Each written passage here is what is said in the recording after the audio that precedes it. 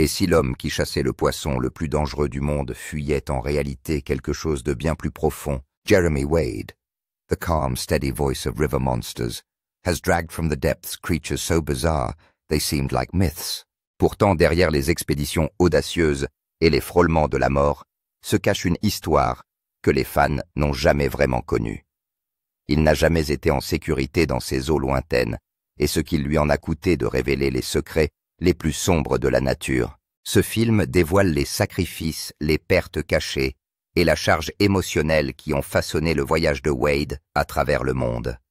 Voici ce qui se cache vraiment sous la surface. Le curieux garçon du Suffolk, bien avant de combattre des poissons-chats géants dans les coins les plus reculés de la planète, Jeremy Wade était simplement un enfant tranquille qui se promenait sur les douces rives de la rivière Stour, dans le Suffolk, en Angleterre.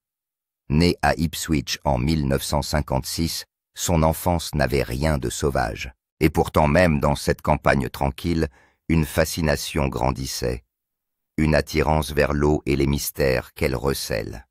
À l'âge de 7 ans, Jeremy se faufilait déjà avec une canne à pêche et une ligne non pas pour les trophées ou le sport, mais par pure curiosité. Son monde était petit, mais son imagination était profonde. Son père vicaire l'élève dans un foyer ordonné, calme et académique. La théologie ne l'a pas captivé. C'est l'invisible qui l'a captivé. Le scintillement d'une nageoire sous la surface. Le poids soudain d'une ligne. Les chuchotements d'un courant qui semblait porter des secrets. Les rivières et les ruisseaux d'Angleterre sont devenus sa première salle de classe. Chaque traction sur la canne à pêche, chaque tourbillon dans l'eau était comme un message qui attendait d'être décodé. C'est ainsi qu'il a appris la patience. La pêche n'est pas une affaire de récompense instantanée. Elle exige de l'observation, de l'humilité et le respect de l'inconnu. Ce mélange de curiosité et de discipline l'a finalement guidé vers les sciences. À l'université de Bristol, où il a obtenu un diplôme de zoologie, la fascination de Jeremy est passée de l'excitation de la capture au schéma plus profond de la vie dans les écosystèmes d'eau douce. Il ne rêvait pas de célébrité, ni de devenir animateur. Tout ce qu'il voulait, c'était comprendre pourquoi ces créatures étaient-elles si insaisissables, et quels secrets gardaient-elles dans l'ombre de l'eau. Après Bristol, il a obtenu un diplôme d'enseignement supérieur en sciences biologiques. Bien qu'importante, l'éducation formelle n'est jamais suffisante. Jeremy pensait que la véritable connaissance, le véritable mystère, se trouvait bien au-delà de la salle de classe dans des rivières à peine cartographiées, auprès de poissons que peu de gens avaient jamais vus. Il n'avait commencé ses voyages qu'en 1982, réalisant son premier vrai voyage loin de l'Angleterre. Il s'est rendu en Inde avec un petit budget, pas pour faire du tourisme évidemment. Jeremy avait entendu parler de poissons géants dans les rivières de l'Himalaya. Le massir prédateur fluvial à écailles dorées pouvant atteindre la taille d'un homme était la chose la plus intéressante pour Jeremy. Une décision courageuse, surtout pour quelqu'un qui n'a ni fonds, ni amis sur place, ni aucune garantie de succès. Mais ce n'est pas ce que Jeremy recherchait. Il a cherché des réponses. Ce qui est formidable, c'est que ses parents ne l'ont jamais découragé. Peut-être ne savait-il pas pourquoi il était trop absorbé par la question, mais il respectait sa détermination. Et Jeremy n'était pas un électron libre lorsqu'il partait en voyage. Il se préparait avec minutie. Aucune préparation ne pouvait le préparer à ce qui allait se passer. Ce voyage en Inde, d'abord scientifique, s'est terminé par l'un des épisodes les plus terribles de sa vie. Son expérience sera éclipsée par ce qui a été posé pendant les premières rivières Suffolk. Mais ce qui s'est passé en Inde a mis à l'épreuve bien plus que sa patience. Il a mis sa liberté à l'épreuve, l'arrestation qui l'a presque brisé. En 1982, Jeremy Wade débarque en Inde avec pour seul bagage une canne à pêche, un sac à dos et une profonde obsession pour les monstres des rivières. Il a 26 ans et se passionne pour les histoires du légendaire mossier de l'Himalaya, un poisson de rivière que l'on dit aussi puissant qu'un train de marchandises et aussi insaisissable qu'un fantôme. Pour Jeremy, il ne s'agissait pas d'un simple voyage de pêche. C'était un pèlerinage. Mais ce qu'il ne savait pas, alors, c'est que ce voyage allait presque tout lui coûter. Et vous ne trouverez pas, vous savez, d'autres personnes là-bas. Vous savez, c'est un travail très dur de voyager là-bas. Sa liberté, sa santé mentale et peut-être sa vie. Au début, les choses étaient simples. Jérémie a voyagé en train et en bus à travers le nord de l'Inde, en suivant les rivières qui s'enroulaient comme des veines à travers des régions reculées. Il a campé sur les berges, pêché avec les habitants et enregistré tout ce qu'il voyait. Son objectif n'était pas seulement d'attraper le mossier. Il voulait documenter son comportement, sa biologie et sa place dans l'écosystème. Mais pour de nombreux habitants, un étranger solitaire posant des questions et passant de longues heures près des rivières semblait suspect, surtout au début des années 1980, lorsque les tensions politiques et les mouvements d'insurgés rendaient les zones reculées très surveillées. C'est alors qu'est arrivé le moment qui a changé sa vie. Dans un village isolé près de la frontière indo-népalaise, Jérémie a été arrêté par les autorités locales. Ils l'accusent d'être un espion. Pour eux, son matériel caméra carnet de notes appareils étranges ressemblait autant à des outils de surveillance qu'à des outils scientifiques. Il ne parlait pas le dialecte local et personne n'a pu vérifier son histoire. Étranger dans un pays étranger, il se retrouve soudain soupçonné de quelque chose qu'il ne pouvait même pas imaginer. Jérémie est arrêté et interrogé pendant plusieurs heures. Il tente de s'expliquer, de présenter ses diplômes de recherche zoologique et ses carnets de pêche, mais rien n'y fait. Plus il s'explique, plus il semble suspect. Il a été détenu dans une cellule minuscule sans garantie de libération. Aucune ambassade n'a été contactée et aucun avocat ne lui a été commis d'office. Les jours se sont confondus avec les nuits et les premiers stades de la peur ont commencé à se manifester. Très peu de détails ont été rendus publics sur la durée de sa détention, mais Jérémie l'a décrite plus tard comme l'une des périodes les plus sombres qu'il ait jamais vécues. Non pas parce qu'il a été battu ou torturé, mais à cause de l'impuissance et de l'incertitude. Il ne sait pas s'il va s'en sortir, et si oui, comment. Son esprit se tournait vers les pires scénarios. Sa famille, restée au pays, saurait-elle où il se trouve? Quelqu'un partirait-il à sa recherche? Un coup de pouce de la gentillesse d'un fonctionnaire local a finalement sauvé la vie de Jérémie. Un officier lui a dit qu'il connaissait la pêche, qu'il avait reconnu le nom de Massir et qu'il croyait à son histoire. Jérémie a été relâché ébranlé, mais en un seul morceau. Il n'était plus le même. C'était plus qu'une arrestation. Il a été confronté à la réalité d'un étranger, à la rapidité avec laquelle le monde transforme la curiosité en menace et à la vulnérabilité d'une personne en dehors du monde qu'elle connaît. Il n'a pas pêché pendant plusieurs jours lorsqu'il est retourné à la rivière. Il resta assis là dans la même direction toute la journée, et la nuit regardant l'eau et essayant de se ressaisir. Le massir avait disparu de ses pensées, mais cela ne semblait pas avoir d'importance. La seule chose qui comptait pour l'instant, c'était qu'il avait survécu. Il qualifiera plus tard cet arrêt de réveil brutal, rappelant qu'il n'est pas nécessaire d'être un bon tireur pour tenir à distance les dangers de la vie. Il s'en est sorti, mais le traumatisme l'a suivi dans des eaux encore plus sombres. Danger dans les profondeurs de l'Amazonie. Peu d'endroits sur Terre sont aussi brutaux et mystérieux que le fleuve Amazone.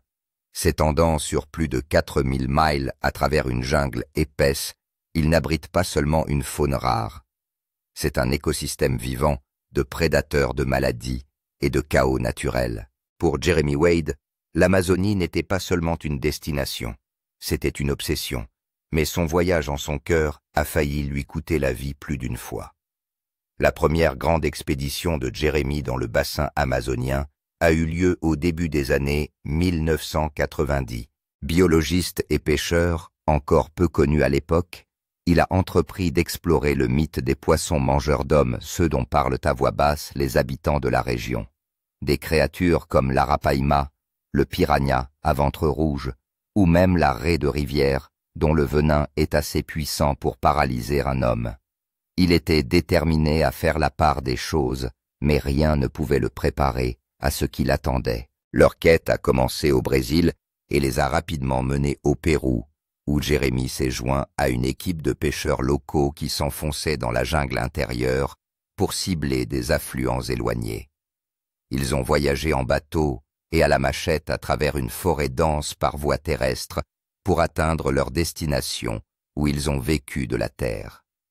Aucun hôtel n'a été trouvé, aucune antenne relais sur des centaines de kilomètres, aucun hôpital du moins, sur des centaines de kilomètres. Chaque matin, la beauté du paysage était ternie par les morsures de serpents, la présence de jaguars, l'activité des tempêtes tropicales et des parasites aquatiques non identifiés. L'eau potable était également un souci épuisant, mais il s'agissait d'un danger bien différent que l'on n'aurait jamais pu deviner en voyant le corps de Jeremy. Après des semaines d'exposition à l'humidité chaude, à l'eau sale et à une nourriture insuffisante, Jeremy est tombé malade à cause d'une méchante infection parasitaire. Les premiers symptômes, épuisement et maux de tête, se sont rapidement développés et ont conduit à des vomissements, des vertiges et une forte fièvre. Plus tard, il a décrit cette situation comme un enfermement dans son propre corps. Il ne pouvait ni marcher sans trébucher, ni garder la nourriture à l'intérieur de lui. Il devait dépendre des habitants qui le gardaient littéralement 24 heures sur 24 et 7 jours sur 7. Il n'y avait aucune garantie de guérison. Si la fièvre ne tombait pas, il pourrait très probablement mourir là-bas, mais il ne veut pas être évacué. Jeremy a eu le courage de mettre sa vie en danger parce qu'il pensait que s'il quittait la mission, il n'aurait plus jamais l'occasion de documenter quelque chose d'extraordinaire. La taille de ce poisson, c'était... J'ai pensé que j'avais attrapé de gros poissons.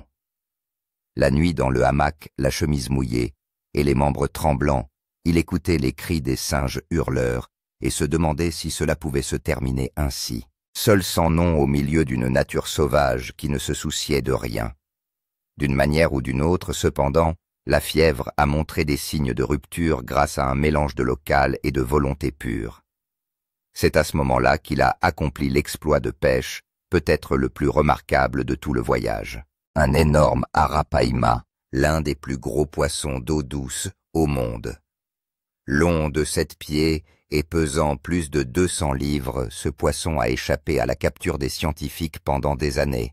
Sa biologie, son comportement et ses habitudes alimentaires restaient des mystères. Jeremy ne s'est pas contenté de l'attraper. Il l'a filmé, étudié et a recueilli suffisamment de données pour publier plus tard des conclusions scientifiques à son sujet. Il est revenu de l'expédition émacié et couvert de cicatrices avec quelques kilos en moins, mais profondément changé. L'Amazone a essayé de le tuer et a failli le faire, mais elle l'a récompensé en lui offrant quelque chose d'autre, une révélation. Il ne s'agissait pas seulement de poissons dangereux, il s'agissait de comprendre notre place dans la nature, à quel point nous sommes fragiles, et que parfois les choses les plus monstrueuses ne sont pas les créatures dans l'eau, mais notre refus nos limites et notre incapacité à admettre que certains endroits peuvent nous engloutir tout entier. Mais tous les dangers de la nature n'ont pas pu le préparer à la perte personnelle à laquelle il ne s'attendait pas, une tragédie privée. Jeremy Wade a passé une grande partie de sa vie entouré de dangers de piranhas, de raies pastenagues, de poissons-chats venimeux et de courants fluviaux tourbillonnants qui pourraient entraîner même le nageur le plus fort. Jeremy Wade a parcouru le monde pour pêcher toutes sortes de choses, des raies mortelles aux piranhas mangeurs d'hommes. Mais tous les dangers ne sont pas extérieurs. Certains vivent tranquillement en arrière-plan à l'abri des caméras sans rien dire lors des interviews. Et pour Jeremy, l'un des chapitres les plus obsédants de sa vie a été une tragédie privée qu'il n'a jamais voulu que le monde voie. Jeremy Wade a toujours été connu pour sa nature calme et stoïque. C'est le genre d'homme qui ne bronche pas devant un requin qui tourne autour de son kayak ou un crocodile qui rôde dans les parages. Mais les fans ont remarqué que quelque chose avait changé chez lui à l'époque où River Monsters entamait ses dernières saisons. L'éclat de ses yeux semblait un peu plus faible. Sa narration est devenue plus réfléchie. Les épisodes étaient plus lourds, non seulement dans le ton, mais aussi dans l'émotion. Quelque chose était différent. Et ce n'était pas seulement une question d'âge ou de fatigue. Jamais ouvertement Jeremy n'a donné tous les détails. Alors que les initiés de la production et les amis de longue date ont fait allusion à une perte qui l'a affecté quelle que soit la période au plus fort du succès de la série. Dans l'interview de 2016, Jeremy a déclaré qu'il s'était retiré du tournage pour des raisons personnelles et d'épuisement. En ce qui concerne les tournages de l'émission, chacun avait quelque chose de différent à l'esprit. Un autre ami très proche a révélé plus tard que Jeremy avait récemment dû faire face à la perte d'un être très cher. Il pourrait s'agir d'un partenaire de longue date ou d'un membre de la famille proche. Tout ceci est volontairement vague pour le moment. Jeremy n'a jamais fait d'annonce et n'a jamais abordé le sujet dans la série pour partager son chagrin. Il a encapsulé cette douleur débilitante en lui-même et a continué à raconter des histoires très fortes à l'écran. Les signes étaient pourtant là, si l'on voulait bien y regarder de plus près. Au fil du temps, la narration de Jeremy s'oriente de plus en plus vers la mortalité, la solitude et le poids écrasant de la confrontation avec l'avenir. Il ne se présentait plus comme l'aventurier inébranlable, mais la réalité l'a rattrapé et il s'est transformé en une personne qui accepte le coup d'une vie passée à la poursuite de l'aventure. Dans un épisode particulier tourné sur les rives de l'une des rivières les plus isolées d'Asie du Sud-Est, il s'est soudainement tu après quelques instants de monologue, attendant plus de quelques secondes. Il a ensuite marché seul à l'autre bout de la jungle pendant près d'1 heure lors de sa période post-caméra. Personne n'a pris la peine de lui demander où il était allé.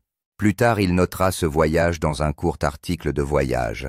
« La rivière ne se soucie pas de votre chagrin », écrivait-il.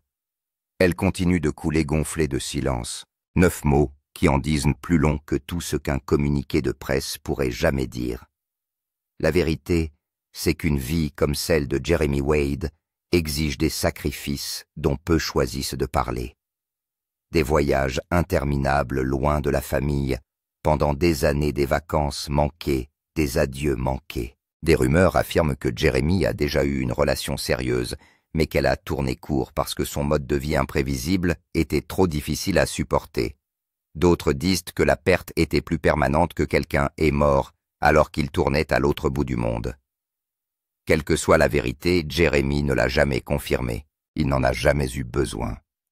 La perte était imprimée dans le silence et dans les rares moments où il parlait de la perte en relation avec la nature, lorsque sa voix faiblissait, et dans les épisodes étranges où il se permettait de dépasser la simple curiosité pour atteindre quelque chose qui ressemblait à la vulnérabilité. Il était probable que la tragédie augmentait la capacité de Jeremy à être compréhensible. Il n'était plus seulement l'un des courageux flics de la rivière. Cet homme a vécu une tragédie privée. Il a certes observé les monstres qui vivent sous l'eau, mais il a également été confronté à un autre type d'agonie qu'aucun objectif ne peut capturer. Et il vit toujours avec. Il est retourné aux rivières, à l'ardeur de la nature, à cette recherche incessante de l'inconnu. Il n'a pas utilisé la douleur comme une raison pour ne pas chercher tout ce qui transcende le mystère, le sens, la guérison et l'introspection profonde. Les rivières n'étaient plus un simple décor, mais des miroirs pour lui. Son esprit était en deuil, mais son corps était également en train de s'effondrer. Le bilan physique de River Monsters. Pour les téléspectateurs qui regardaient l'émission depuis le confort de leur salon, River Monsters était une aventure à couper le souffle. Mais pour Jeremy Wade, chaque voyage s'accompagne d'ecchymoses d'infections et de cicatrices, certaines visibles, d'autres non. Alors que sa narration calme et son courage tranquille donnent l'impression que tout se fait sans effort. Le tournage de River Monsters s'est déroulé dans des conditions physiques difficiles, épuisantes et parfois presque fatales. Jeremy Wade n'était pas un cascadeur d'une vingtaine d'années. Lorsque l'émission a été diffusée pour la première fois en 2009, il avait déjà une 50aine d'années. À cet âge, la plupart des hommes ralentissent leur activité, s'installent dans un bureau ou prennent leur retraite. Jeremy, en revanche, luttait contre des poissons de rivière de 100 livres, faisait des randonnées dans des marécages reculés et transportait du matériel photo à travers la jungle par des températures dépassant souvent les 100 degrés Fahrenheit. Il ne s'est pas contenté de raconter des histoires de survie, il les a vécues, et son corps en a payé le prix. River Monsters est composé de la quasi-totalité des épisodes dans lesquels Jeremy est allé là où aucun homme n'a osé aller. River Monsters qui entame sa 7e saison sur Jeremy Wade. Il poursuit des poissons qui sont censés tuer des légendes, mutiler des gens et en tuer d'autres. Il doit souvent marcher pendant des jours dans des forêts tropicales inhospitalières, des rivières glacées et des déserts brûlants. L'environnement n'est pas seulement rude, il est carrément punitif. Et contrairement à une star de cinéma qui travaille en dehors du plateau, il n'avait pas de doublure ni de camionnette de restauration. Tout ce que nous avons vu à l'écran était réel. Les lancers d'hameçons, les chutes, les éclaboussures. Il a tourné un autre épisode en Papouasie-Nouvelle-Guinée, où Jeremy a développé une forte fièvre après avoir lutté contre d'insondables piqûres d'insectes. En outre, on lui avait diagnostiqué une dengue, une infection transmise par les moustiques, et caractérisée par des douleurs articulaires fulgurantes, une fatigue extrême et des fièvres colossales. Il aurait dû prendre l'avion pour rentrer chez lui, mais il a préféré attendre pour terminer le film. À un moment donné, il pouvait à peine se tenir debout, mais il a continué à se battre en serrant les dents et en dormant peu. Puis vinrent les infections incessantes, imprévisibles et très souvent lentes à guérir. L'immersion des mains et des bras dans l'eau d'une rivière inconnue, jour après jour, entraînait des coupures et des éraflures fréquentes, ainsi qu'une exposition fréquente aux bactéries. Dans des endroits comme le Congo ou l'Amazonie, la moindre blessure mettrait la vie en danger. Et je suis dans la lointaine Amazonie colombienne, m'approchant d'un monstre fluvial soupçonné d'avoir tué un jeune. Autrefois, Jeremy souffrait d'une infection du pied qui s'envenimait et était incapable de marcher sans ressentir de douleur. Il a retiré une épine de sa jambe, réalisant plus tard qu'elle s'était logée à côté d'un vaisseau sanguin, ce qui, en l'absence de traitement, aurait pu provoquer une septicémie.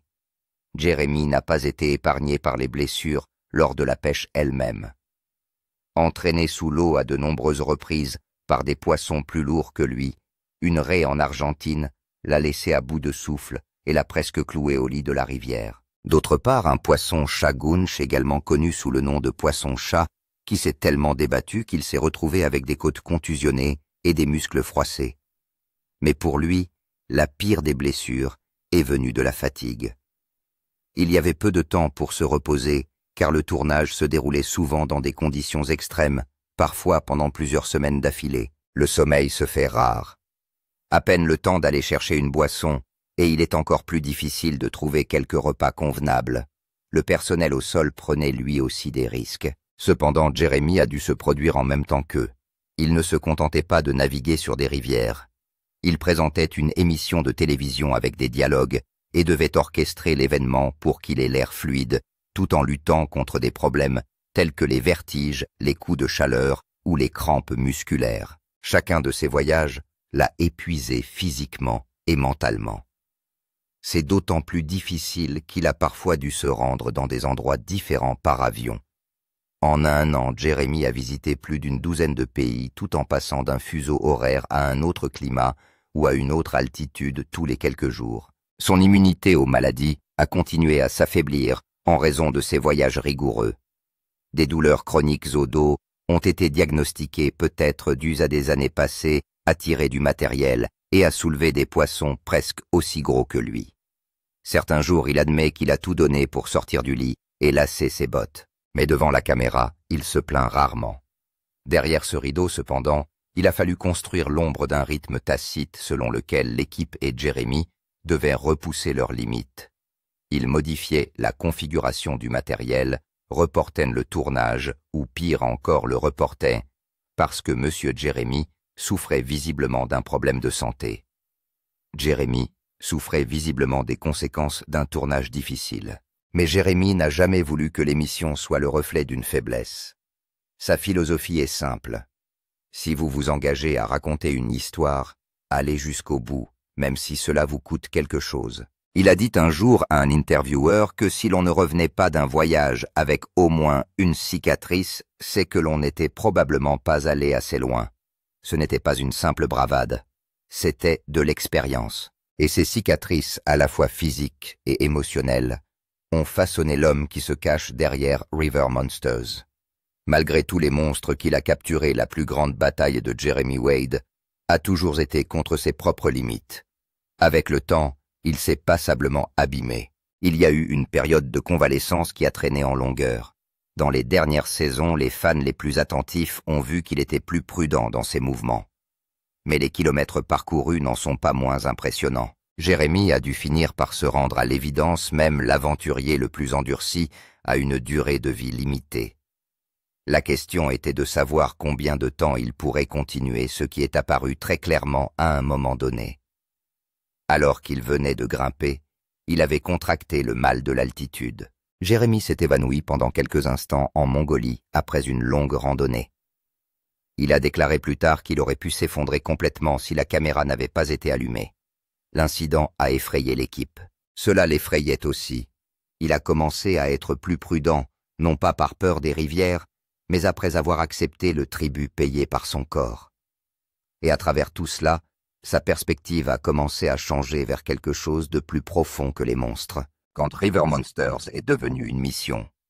Au départ, River Monsters n'était qu'une émission, une série d'aventures sur les poissons dangereux et les légendes oubliées. Mais au fil des saisons, quelque chose a commencé à changer. Pour Jeremy Wade, il ne s'agissait plus seulement d'attraper du poisson. Il s'agissait de découvrir des vérités que les communautés locales cherchaient désespérément à expliquer, de corriger des mythes historiques et même d'avertir les gens des dangers réels qui se cachent dans les eaux du monde. Jeremy a dit un jour « Vous commencez par raconter l'histoire d'un monstre, mais ce que vous trouvez souvent, c'est une histoire bien plus grande, celle des gens qui vivent avec cette peur. » Ce passage du spectacle au service a changé l'âme de l'émission. River Monsters s'est transformé en quelque chose de plus profond, une mission visant à protéger des vies, à raconter des histoires cachées et à découvrir ce qui se cache réellement sous la surface. Dans les premiers épisodes, l'accent était souvent mis sur des créatures folkloriques accusées d'être à l'origine de disparitions ou de blessures étranges. Mais au fur et à mesure de ses recherches, Jeremy s'est rendu compte que beaucoup de ces soi-disant monstres n'étaient ni maléfiques ni surnaturels. Il s'agissait de véritables animaux, incompris par des générations de personnes. Dans certains cas, il s'agissait d'espèces en voie de disparition poussées à l'attaque par la pression environnementale. Dans d'autres cas, ils n'étaient pas dangereux du tout, juste des boucs émissaires pour des tragédies sans rapport avec le sujet. Death Ray, par exemple, a emmené Jeremy en Argentine pour enquêter sur des attaques de raies géantes d'eau douce. Les villageois vivant le long du fleuve Paraná craignaient que leurs blessures et leur mort dans l'eau ne scellent leur destin à la suite d'une cascade de malheurs, ce qui a fait se répandre dans la région la rumeur de l'existence d'une bête mortelle. Jeremy ne s'est pas contenté d'attraper une grosse raie, mais il a établi que la forme apparemment exagérée des attaques était due à l'augmentation de la pollution de l'environnement et aux décharges illégales. Les poissons n'ont pas chassé les humains, ils ont réagi à un système perturbé. Un tel événement a marqué un tournant. Bien plus qu'une capture, il s'agissait d'un point de départ.